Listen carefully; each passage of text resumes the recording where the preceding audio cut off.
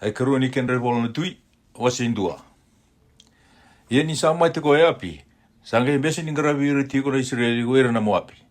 Asa alutu sombu ko e asa ia, mai na songa didila, e nona i tambo ni loma ni vale, e dhake mai Samaria. Asa mulu mukina, asa talai sona tamato ko koea, asa kai virtou, dola ki terungi pe ali, si pupi, na kalou ni e kironi, se unambula tale, mai na mulu mongo se sengai. Asa kai na yung lusi tioba vi Elijah. Sa kai tisipa, mo ia, mo laki tapa ki iratou, nei talaki nei tui Samaria. Ka kai vi iratou, sa senga beka na kalou Israeli, ndau sa alako kina, me terungi pe ali, si pupi, na kalou ni ikironi. O ko ango sa kai kina mo tioba, ko na senga ni ke usua mutale mai, na i mode, ko sa thambe take kina. Ia, ko na mati waka indina nga, asa alako yani, ko Elijah. Asa lisu tali wa ko iratou na italaki, asa kai vi iratou ko koea, adapun tau sa angai lisu tali mai kina, artau sa kai wa, sa alako take mai, hindo na tamata, me tawa ki kitou, sa kai vi kitou, do lisu tali wa na tui, ka talai ke mdo mai, ka kai wa, sa wosa wakongo ko tioba, sa senga beka na kalou Israeli, ko sa tala kina, me terungi pe ali si pupi, na kalou ni ekroni, ko koe ongo, ko na senga ni ke usungu tali mai, na i mode ko sa thambe take kina. Ia, ko na mate waka indina nga. Asa kai viru tō koea. Atamata wadawa ka alako dake, me tawa ki kimundo. Ka tukuna vi kimundo una wasongo. Arto sa kai wa, atamata sa waka i sulu, e na i sulu wuti ka ni manu. Ka sa wau na tolona, e na i wau kuli ni manu. Asa kai ko koea. O koea nga, ko Elijah, na kai tisipa. Sanga i talawa ko koea, hindo na turanga, ni le 500, ke ira watakaya, na nona le 500. Asa lako de kua ko koea, kareida, sa tiko ko koea, e nandua na ndelo ni koro. Asa kai wa ko koea, o iko na tamata ni kalou, sa kai mai na tui, mo lako sombu mai. Asa hoso ke Elijah wa na turanga, ni le 500 kakaya. Te wakakau sa tamata ni kalou, me lako sombu mai lo malangi na bukawanga. Kani iko, ke ina nomu, le 500. Asa lako sombu mai lo malangi na bukawanga. Asa kani koea, ke ira na nona le 500. Asa amba di talatale wa ko koea, indona turanga ni le 500. Ke ira watakaya na nona le 500. Asa woso ko koea kakai wa, o iko, na tamate ni kalou, sa kai wakongo na tui, mo kusara o sombu mai. Asa woso ko Elijah, kakai we ira, ke wakakau sa tamate ni kalou, me lako sombu mai lo malangi na bukawanga, kakani iko, ke ira na nomu le 500. Asa alako sombu mai na bukawanga ni kalou, mai lo malangi, kakani koea, ke ira, na le 500. Asa angai talatale ko koea, na turanga ni kena i katolu, ni le 500, ke ira watakaya na nona le 500. Asa alako dhake na kena i katolu ni turanga ni le 500, kalaki waka tekinduru, e na mata Elijah, ka waka mamasu wa, kakai wa, o iko na tamata ni kalou, me kata lei e matamu na nongu mbula, ke ina nonra mbula na nongu tamata, e le 500 ongo. Reida, sa alako sombu mai lo malangi na bukawanga, ka kani rau na turanga, ni le 500 e rau liu mai, ke na non rau ea 500. Iongo, me kata lei e matamu na nongu mbula, asa kai we Elijah na ngilosi choba, unrau lau sombu kaya, kako ni rere waki koea, asa rabu tuko koea ka lau sombu, kaya buana tui. Asa kai ko koea, sa woso wakongo ko choba, iko atala ira tau na italaki, me tarongi pe ali, si pupi, na kalou i ekironi, sa kambeka ni sa sianga na kalou i Israeli, mo taronga na nona bosa. O koe ngoa kona sianga kina, ni keu sombu, mai na mode, ko sa dhambe kina, ia kona mate waka indina nga.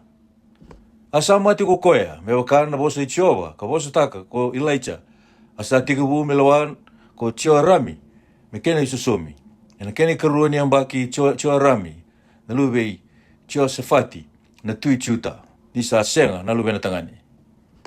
Ia na kena boni daka i e asa ia, ka kitaka ko koea, sa senga lini wolai, e na i wola, ni weika sa daka, e na nonra ngauna na tui Israeli.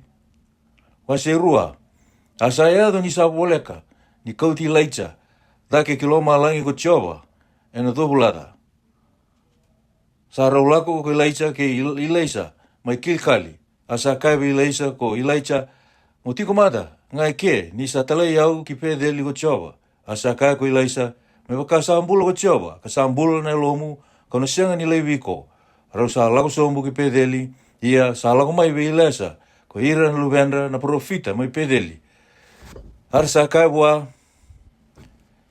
o sa kilam beka ni na kauta tani na nomu turanga ndai ko chova me ka kuni le wai iko tiko asa kai ko koya io au sa kila ndo tiko longa asa kai bua ko ilaicha ko iko ilaisa mo tiko manda ngai ke ni sa talai au ko chova ki cheriko asa kai ko koya me ka sambulo ko chova sambulo na lomu kono senga ni leviko aro sa lago ki cheriko ia sa toro ve ilaisa ko ira na luvena na profita mai cheriko ka kai bua o sa kila beka ni na kauta tani na nomu turanga ndai ko chova me ka kuni le wai iko tiko asa kai ko koya io au sa kila ndo tiko longa asa kai bua ko ilaicha mo tiko manda ngai ke ni sa talai au ko chova kina choritani asa kai ko koya me ka sambulo ko chova ka sambulo na lomu ka no senga ni leviko aro sala ko royani ia era le 5 ve ira na luvena na profita sala ki tu bagawa me ro rai ia era sa turo rua mai na choritani asa toro na ni tutubi ko ilaicha Colombia ka vita na wai asa tawasi baka aro sala ko kina ki teikan dua enangele mamara ia ni ro sa yado kina teikan dua sangai ka vi leisa ko ilaicha mo kere manda na ka mi kava veiko ni simbere ni kautani mai veiko asa ka ko ilaicha me waro te manda ve au na bota ni alo sa tu veiko asa ka ko koya sa kandende na ka ko sakirea ia ke ka ko na rei au ni sa kautani tiko mai veiko na yado ka kina veiko ia ke ka senga ena senga ni ka kina ia ni ro sala ko tiko ka ve bosaki raida sa ando na ngingi bukawanga kasona wase bukawanga sa tawa sirau asa la ko daki kilo malangi ko ilaicha ena dobulada asa raida tiko ko ilaisa asa ngo lo baka na tamangu non ngingi ni balu na Israeli ke hira na tamata sa ando bondose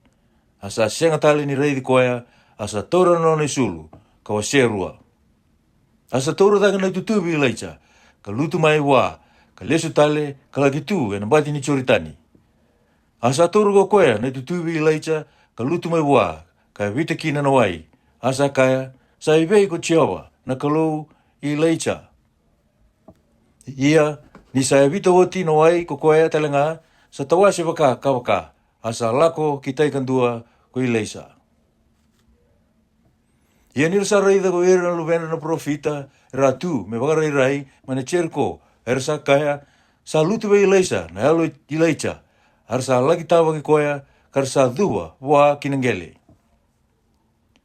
arsa kaya wa raida sa tiko ke to no mutamata le 5 na tamata kau mera la komanda ka waka sangara koya na no muturanga de kau tiko daga me kana alo ichiwa kan beauty koya kinandua na ulu ni bonua se kinandua na kikilo asa ka ko koya do ka ko nga ni talaki ia ni sa dikebi ko tiko ka sa mandu akino ko koya sangai kaya io do talaki nga arsa talana tamata ele 5 arsa waka sangara koya kambong tolu ka senga ni kunea arsa le sutale bua ni sa tiko nga mai cheri ko koya asa ka be iro ko koya au sa senga bega ni ka be ki mundo do ka ko ni lako asa ka be laisa ko iran le ni kor koya rei demanda sa toka binaka na korongo me waka sa rei tiko na no turanga ia ka sa da no ai asa senga ni bua nangele asa ka ko koya do ko to mai ve au endona tawai bo ka vire kina na masima arsa ko to bua asa la ko yani ko koya kina buru ni wai ka biute kina na masima ka kaya sa bosa bongo ko chova au sa boga bina taka no wayongo na senga tale mai kina e muri na mate se metawa bua asa bina ka mai no wai ka do bona ngongo me ka na bosa ka bosa taka ko ilaisa asa la ko dai mai kia ko koe ki pedeli ia ni sa la ko dai tiko ena sala sa durmai na koro e sono ngoni tangane ka waga lieli ai koe ka kai bua mola dake na ulu do Mulako dake na uludou. Asa ngole ki muri ko koea ka reidira. Ka watona ki ira e nai dei chowa. Asa lagoea ni ruana pera e lewa. Maina vei kau rausa basura ki ira. Le wasanga hulu ka ruana ngone tangani. Asa lago tani mai kia ko koea ki na ulu ni wanua ko kameli. Asa lesu mai kia ki Samaria. O se tolu, ia sa te kupu me loa veira na Israeli mai Samaria o tio arami. Na luwe e api, na kene ka tini ka walu ni ambaki i tio Safati na tui chuta. Asa lewa tiko ka ambaki tini ka rua. Asa anta udaka tae na mata i chowa. Ia ka senga ni vina kai ti tamana kei tinana. Ni sambita tani na mata kau i peali kada kawa ko tamana. Asa kambitanga na i wala da i tio rapuami. Na luwe ni pati. O koea ka bakai wala da te gira na Israeli. Sa senga ni miuta tani ko koea. Ia sa i tau kei ni sipi ko mesa na tui Moapi. Asa ando kouta boa na tui Israeli e tini na omba na lami. Ka tini na omba na sipi tangane ke na huti kanra. Ia ni sa mate ko e api. Sa anga imbese ni ngara vatiko na tui Israeli ko koea na tui Moapi. Asa ala ko tani mai Samaria e na ngauna koea ko tio rami na tui ka songo ni ruketanga na Israeli. Asa ala ko koea ka talaki vei tio Safati na tui chuta. Ka kaya sa ambesi ni ngara viau tiko na tui Moapi. Ko na lago bata beka ke iau me vei vala ke ira na Moapi. Asa kaya ko koea au na lago dake. Ndaru sa ando watanga. Sa wakata ki ira na nomu tomata ko ira na nomu tomata. Sa wakata ki ira na nomu ose na nomu ose. Asa kaya ko koea asala dawa enda na lago dake kina. Asa kaya ko koea asala maina vei kau mai itomi. Asala koea ni na tui Israeli ke na tui chuta ke na tui itomi. Arasala ko boli na sala kambungi bitu. Ia sa sianga na menrawai na iwalu. Sa na menrawai na manu kamurira. Asa kaya na tui Israeli isa. Ni saka di biro tau bata ko tiobo na tui tolu. Ongo me sulira tau kinalingana na Moapi. Asa kaya ko tio Safati. Sa sianga bagai kene do na profita i tiobo. Me tau tarongi tiobo kina. Asa vosa indo be hira na tamata na tui Israeli kakaya. Sa tiko e kere ko ilaisa. Na luwe Safati. Koea kandau libi wai kina linga ilaisa. Asa kaya ko tio Safati. Sa tiko kaya na vosa i tioba. Aratau sa lako sombu wa ko ira tau na tui Israeli ke tio Safati kina tui itomi. Asa kaya wa na tui Israeli ko ilaisa. Adaba vei kendaru. Malako yani vei ira na profita i tamamu. Ke ira na profita i tinamu. Asa kaya vei koea na tui Israeli. E ka kuamanda. Ni sakadivi ira tau wata ko tioba na tui tolu ongo. Me suli ira tau kina lingana na Moapi. Asa kaya ko ilaisa. Me waka sa ambulo ko tioba. Ni leo bunga. O koea kau sa tu e matana. Ke waka kau sa sianga nindo kai tio Safati na tui chuta. Au sa sianga ni ngole veiko. Se reidiko. Iongo. Do kouta mai vei au endua. Na tau ngiringiri. Ia ni sa ngiringiri tiko. Na tau ngiringiri. Sa eadu vei koea. Na linga i tioba. Asa kaya ko koea. Sa wosa wagongo o tioba. Mo kilia na ikeli e bunga e na budongo. Ni sa kaya wagongo o tioba. Dona sianga ni reida. Endua na thangi. Dona sianga telanga ni reida endua na uda. Ia e na sina i ngā e no wai na buda koea. Mondo ngunu kina o i kimundou. Kina nomundou manu lau kana. Kina nomundou manu ndou dola iaia. Ia sa kala ilai wale ongo vi tioba. E na sili ira telanga na Moapi ko koea. Kina linga mundou. Ia ndona samuta na koro wakambai kedenga. Kina koro vinaka kedenga. Ka tae sombu na kau vinaka kedenga. Ka pausa songa na matini wai kedenga. Wadadana kedenga na tiki ni wanua vinaka e na vei watu. Ia e na mataka. Ni sa wada mori tiko nei mandrali laukana. Raida. Sa andronro mai na wai e na sala mai itomi. Asa luvu na wanua e na wai. E nira sarungoda ko ira kedenga na Moapi. Nira tau sa lago dake na tui me vei wala ke ira. Era sa songo ni wata ko ira kedenga sa wauda rawa na isulu ni walu. Ke ira sa levo dake. Ara sa lagi tu e na iala. Asa so e na mataka. Asa di lawa na wai na mate ni singa. Ara sa raida na wai ko ira na Moapi. Kandonu ira. Asa damu me bakanan ra. Ara sa kaya. Hongori nan ra. Sa moku baka indina ko ira tau na tui. Ia era sa vera rabui wakate kira. Ia ngo to ia. Kina toki ni walu. O i kenda na Moapi. Ara sa lago kina nanre tiko ni walu na Israeli. Era sa angai tudake na Israeli kamukuti ira na Moapi. arasa andro matandra, arasa mukuti iritiko na moapi iyo kina nonra vanua. Arasa mbasura kana veikoro, kandu imbiuta ko ira na tamata ya andua na nona watu, kina tiki ni vanua vinaka kedenga, kabakadadana. Arasa poko sosonga kedenga na mati ni wai, katai sombu na kau vinaka kedenga, asa wawalenga maikiri eresedi, na kena vei watu, ia erasa lako pa wuli-wulita, ko ira na tamata ndaurabo, karambota. Ia nirasa reida ko tui moapi, nirasa ngumatua waa ko ira na iwalu, sa kauta waa ele vitu na na tamata, era waka isele wau. Melaki thuru wako koea ni wana tui tomi, arasa sianga nirawata. Sanga itoro ko koea, na lubena tangane, na ulumatua, ko koea menone susomi, na tui, asa wada mori koea, me sorokama, enan dela nimbai watu. Asa ka leu na thunru, ve ira na Israeli, ia erasa lakotani waa, ka lesu, kina nonra vanua. Wase waa, sando na lewa, saba ka wati, kina ndua ve ira, na lube ni parofita. Asa maitangi ve ilaisa, kakaya, sa mati na numutamata na otingu, ia kusakila ni sa rere waki chioba ko koea na numutamata. Asa ala kumai na tamata, kau sa asianga ni somura waan, na nungundi nau, kami kauta na lubengu tangani rua-rua, merombo mbula. Asa kaibo ako ilaisa, adaba me utakawa ve iko. Tukuna mai ve au, se daba sa tu ve iko, mai vale. Asa kai ko koea, sa sianga ni tu ve au na nomu banda, endua na kai vale, endua ngana tabaya wai. Asa kai ko koea, mola ki kere manda, na sanga lala iso mai ve ira ke nga, na kai nomu. Me ka kuni vida wale nga, ia, ni ku sa dhuru, mosongota, na ka tumba, mundo usongo lati, kei rau na lubemu, ka libia yani, kina sanga ke nga ungori. Ia, me tu yani, koea asa sinai. Asa lako tani buana elewa, asa songota na ka tumba, me songo tumbuta ke wata, kei rau na lubena. Ero sa kauta buana sanga, asa libia kino ko koea. Ia ni sa sinai na sanga, sa kai buana lubena ko koea, Mukauta mai ve yau, dua tali na sanga. Asa kai wa ko koea, sa senga tali na sanga hebo. Sanga mundu na wai. Asa la ko koea, ka tukuna wa na tamata ni kalou. Asa kai ko koea, molako, mawoli taka na wai. Ka sauma na nomundi nau. Donga embula ke rauna lubemu, ena kena ka. Sawo. Asa andona singa, sa la ko yani kina ko ilaisa, ki tsunami. Asa tiko mai ka indona marama utu ni au. Asa dike wikoe ko koea me kana. Ia, ena vei singa sa lako tu kino ko koea. Sa anda udhuru kinona vale me kana. Asa kai wana utina ko koea na marama. Reida, au sa kila na tamata alo saba ni kalou. Ko koea, sa anda ulako tiko ngo.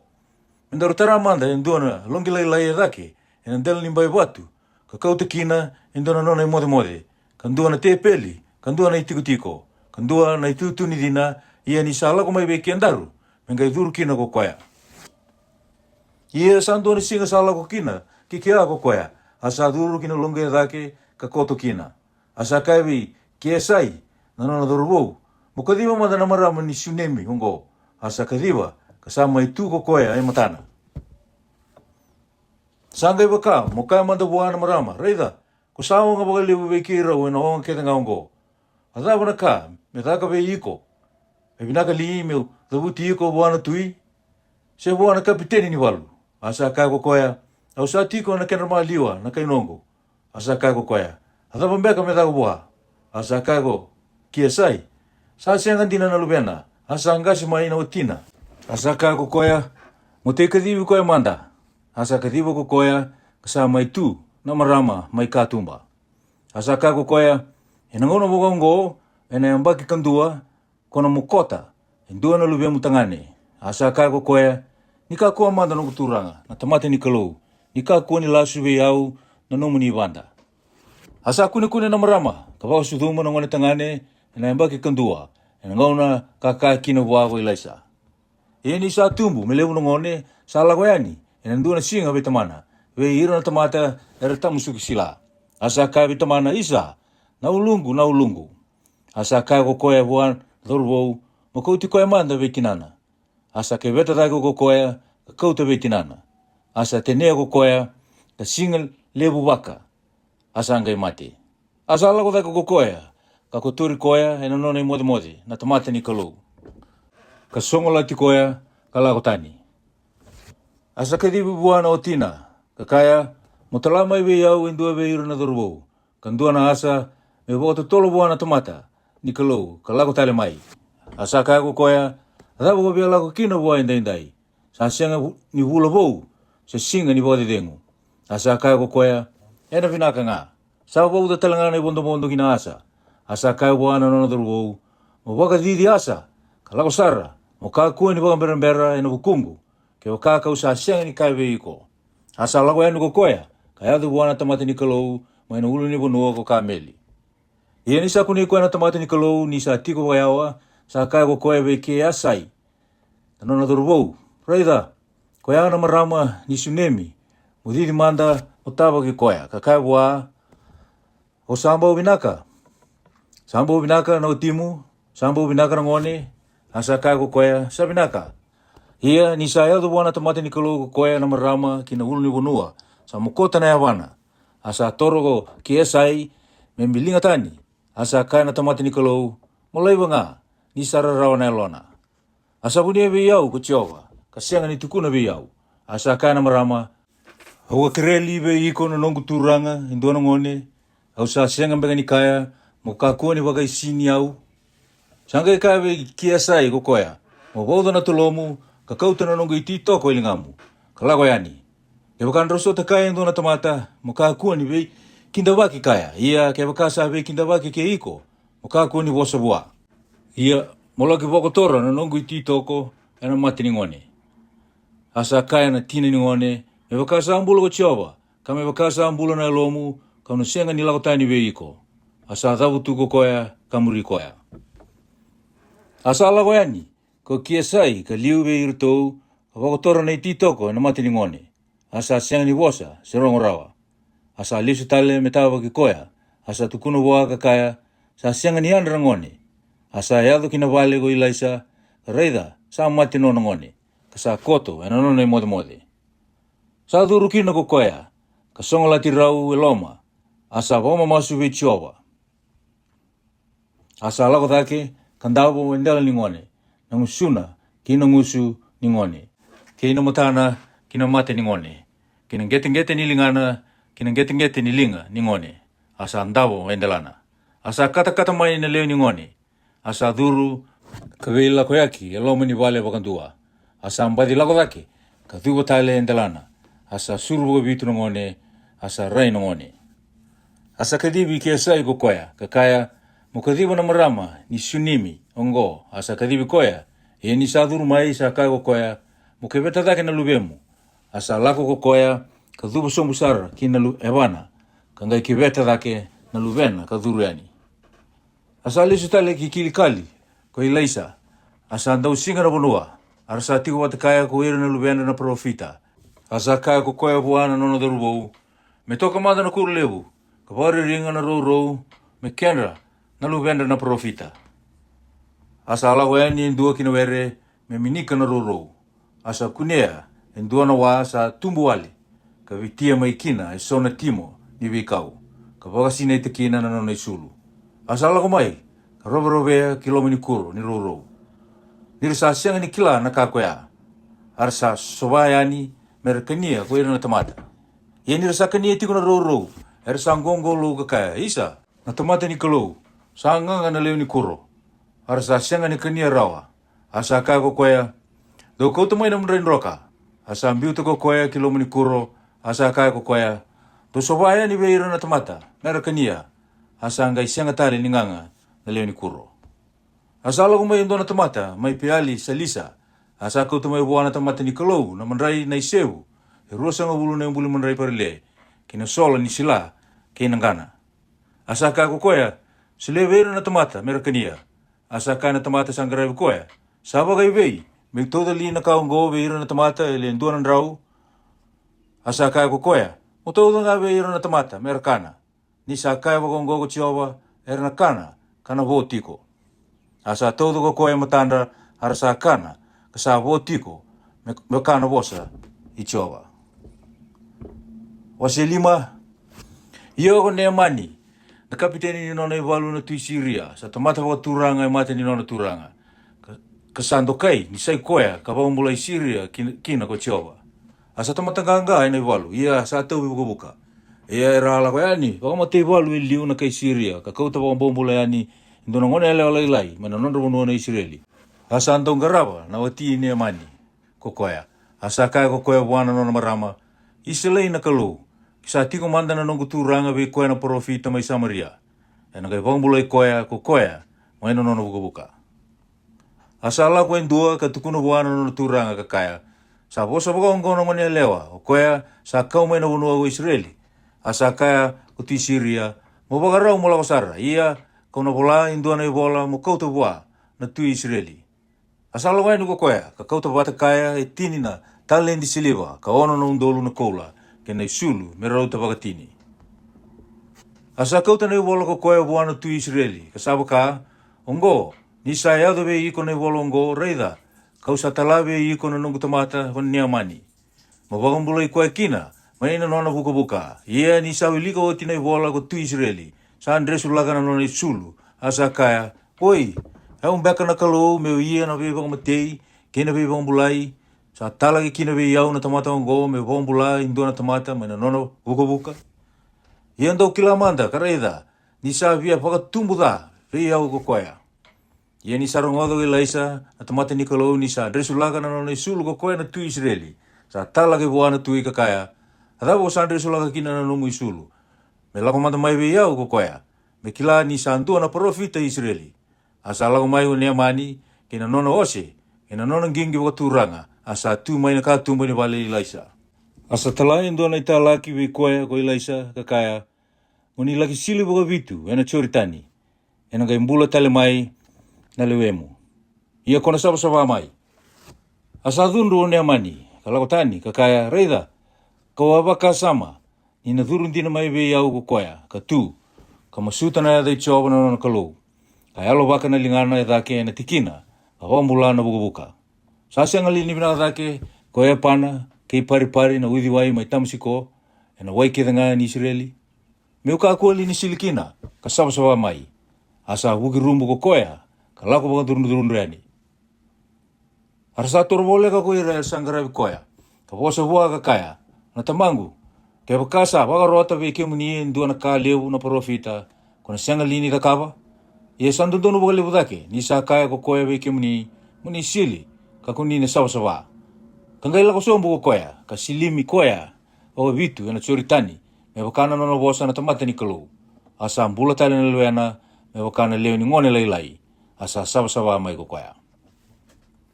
Asa ali sutale ko koya, wana tamata ni kalau, ko koya ke ira kede na nona leo ni sala. Asa lagi tunga e matana, kakaya, reida, au sangai ki lai ni sa sianga indua na kalau, e pura tau toko e Israeli ndondo nga. Iongo, motoru manda indua na iloloma, maibe yau, no mutamata. Asa kaya ko koya, e o kasambulo ko tioba, ko koya ka usa atu e matana, ka una sianga ni taura. Asa dike ko koya me taura, asa mbese ko koya. Asa kaya ko niamani, ia ke wakasa sianga ni bia taura, me soli manda be yau na nomu tamata e sonangele.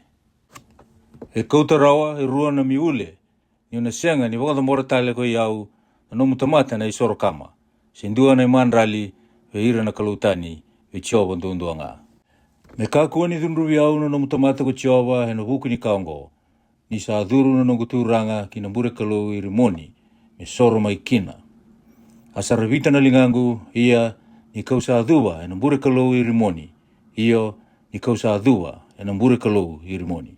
Me kakua manda ni dunruba na numutamata ko chioba e na huku ni kaongo. Asa kaibua ko koya, molako e na waka diengu, asa lako wakalele ya ni ko koya. Asa waka ko kiesai na dhurubo i leisa na tamate ni kalau. Reida, Salomani ni amani ongo na kai Syria ko koya na nongu turanga. Kasianga ni taura mai wa na kasa kauta mai ko koya. Mai wakasa ambulo ko chiowa. Kau na didi muri koya ka kauta mai wa indua na ka. Asa didi muri ni amani ko kia sai. Ia ni sa reidi koya o ni amani ni sa didi muri koya tiko. Sa sumbu mai ngingi waka turanga me lagi taba ki koya. Asa kaya do sabi nagatiko se sengai. Asa kaya ko koya sabi nagasaka. Sa talai au na nongu turanga, kakaya, reida, sa ngai lako wale nga mai be yau ele rua na torubou, mai be ira na lubenda na profita, mai na ulu ni bonua ko i fremi. Moni sulia manda vei rau, indua na talendi siliva, kena isulu me rauta bagarua. Asa kago ne amani, sabinaka, mo kauta e rua na talendi. Asa di kevi koya, ka pauda e rua na talendi siliva e na tanga e rua. Kena isulu me rauta bagarua, ka tauta vei rau, e le rua na nona tamata. Arau sa adolata, ka sa liuta ki koya. Ieni sa yado ko koya kina bunua dedere, sa toru mai vei rau, ka kotora e lomani vale. Ka talai rau yani na tamata, rau sa alako. Asa alako ko koya, ka tue matana na nona turanga. Asa kaya bua ko ilaisa. O sa alako mai vei, kia sai. Asa kaya ko koya. Sa senga na bunua, sa alako kina na nomani tamata. Asa kaya bua ko koya. Sa senga beka ni lago na longu ni sa lesu tale na tamata, mai na nona gingi baka turanga, me tawa giko. Sanga una liongo mo taura kina na siliva, ka taura na isulu, kena olive, kena were ni waini, kena sipi, kena pulmakau, ke ira na tamata, ke ira na banda. Ena kambitiko kina na buka ini amani, ke ira na nomukawa ka tau mundu. Asa lakotani ko koya mai bua, ka taubi buka, sa waka, na uda bula. Amen.